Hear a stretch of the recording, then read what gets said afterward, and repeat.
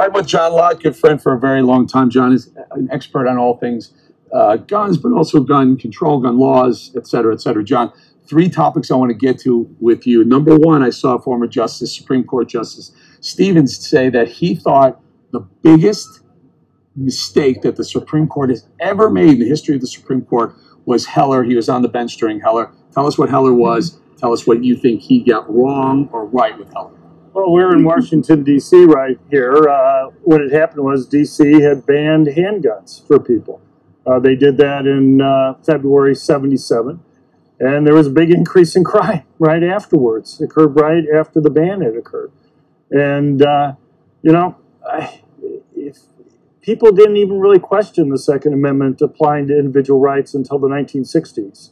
And, if he wants to go and kind of do revisionist history. So here's what happened. So then the fight went to the Supreme Court that the point being, does the Second Amendment protect the people's right to guard against a militia, against an overbearing government, or does it apply to individuals protecting their own life, liberty, and pursuit of happiness? Right. Well, I mean, it dealt with a very narrow question. Do people have the right to defend themselves in their homes?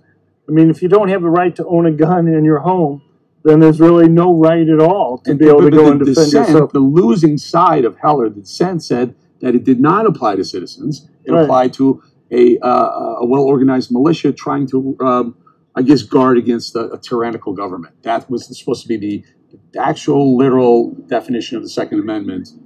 And Heller said, no, wait a minute, it does apply to individual citizens. Right. Well, the term, the right of the individual, which is in the Second Amendment, it's in the First Amendment, and it's one other place in the Constitution, has always been interpreted as regarding individual rights.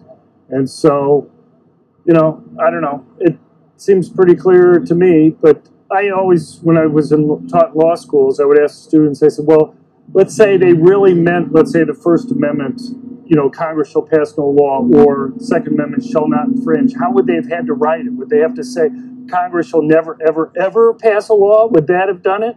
Because nowadays, the courts have all these balancing tests. They say, well, if Congress has a good reason, then they can pass a law on that. And then the court, of course, has the power to determine whether they have a good reason or not. But the thing about Heller is they didn't get into any of these balancing tests. They said, with regard to the right for individuals protecting themselves, it's clearly written. Right. Yeah. 2008, Heller. Next topic, you sent me a piece that I thought was phenomenally eye-opening for me. Tell us what that piece was regarding teachers who are allowed to carry in schools. Who are they? How many are there? And tell us what the results are of that. Right. Well, there are over 1,000 school districts right now that currently have teachers carrying guns at school. And we looked at all the school shootings, any type, from an accident all the way up to mass public shootings from 2000 up through 2018. And you just don't see shootings occurring in schools that have teachers carrying. There are two questions here. One is are there accidents that occur? Bloomberg's group and whatever will say, well, it's a danger to students. There's not one case where students gotten a hold of a teacher's gun and done something wrong with it. There's not one case of a teacher accidentally shooting somebody. And the other question is deterrence. Rather than having signs in front of schools that say this school is a gun-free zone, there's a sign that says selective teachers at the school are armed and will use their guns to defend the students and themselves. Does that deter people? And the fact that you don't see one single attack at any of these schools during anything near school hours tells you that at least there's some evidence that they deter. And it's not just the quotes and the statements that we've had from these killers beforehand, where, they're not stupid. They want to try to kill as many people as possible, and they know if they go to a place where people can't defend themselves, or you only have, let's say, one armed guard who's readily identifiable, and they'll kill that person first if they're going to do the attack. So did I read it right that you said there not only have not been any accidents at these 1,000 school districts who are allowed to carry, there have been no mass shootings? There's been no mass shootings. There's been no attacks. There's one attack by a gang fight at 2 a.m. at one of these schools, but there are no teachers around with guns. in the parking lots at 2:20 a.m. During school hours, Right. where people are present, where students are present, where potential victims are there, there have been no attacks, No attacks. and no fatal accidents with guns. None. No injuries. No injuries. Right. No injuries or deaths. That's a staggering statistic that we don't love guns, hate guns. You want to protect our kids, right? When you have that kind of scorecard, and what happens in the other school districts that are banning guns? Yeah, well, you have two other types of school districts. You have ones that have resource officers or police officers and ones that don't. In both of those, they've been increasing over time. There are plenty of attacks that occur in schools that have resource officers that are there.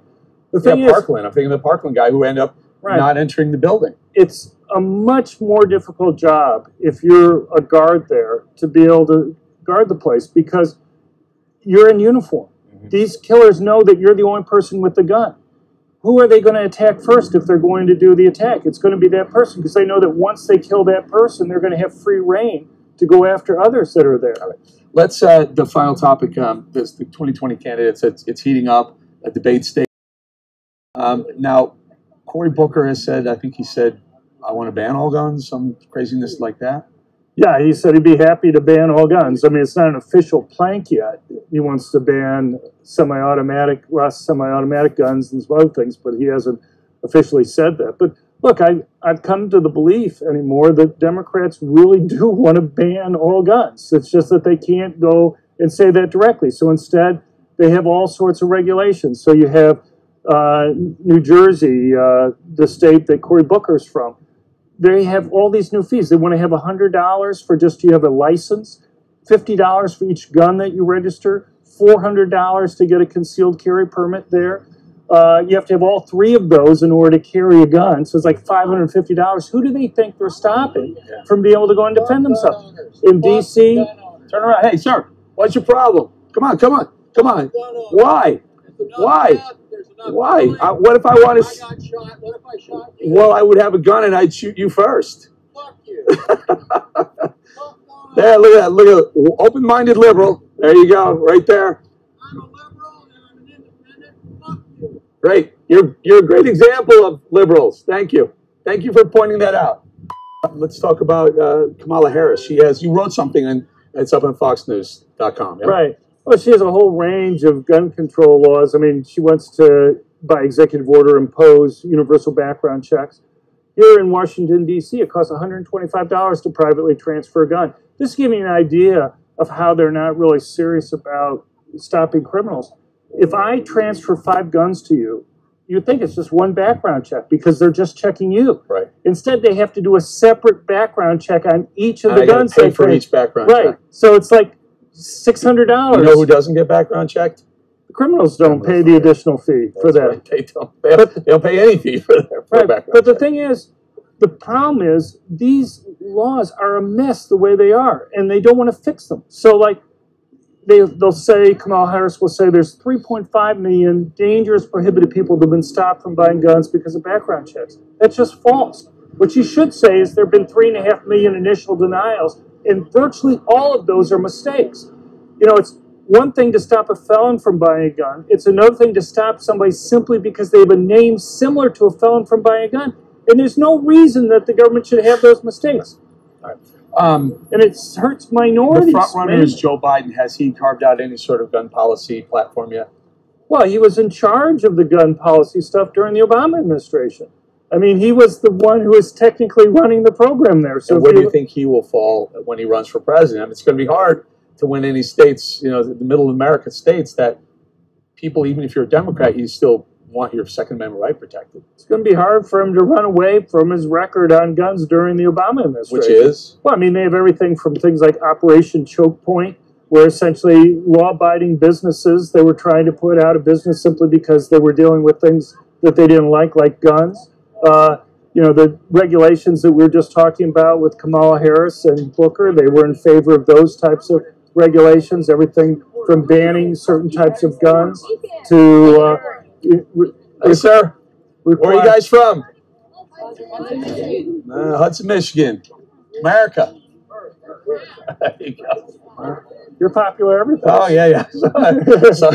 Some like me, some don't. Right. It's all good. Hey, John Lott, thank you very much. Well, at least Again, they know who you are. FoxNews.com is the new piece. By the way, watch, if you're into the gun debate, this man is the greatest resource on all things guns in America, and maybe the world. Thank you, People sir. can find more at our website at crimeresearch.org. Crimeresearch.org. Thank you, sir. Thanks. Thanks. Take care. Speak to you.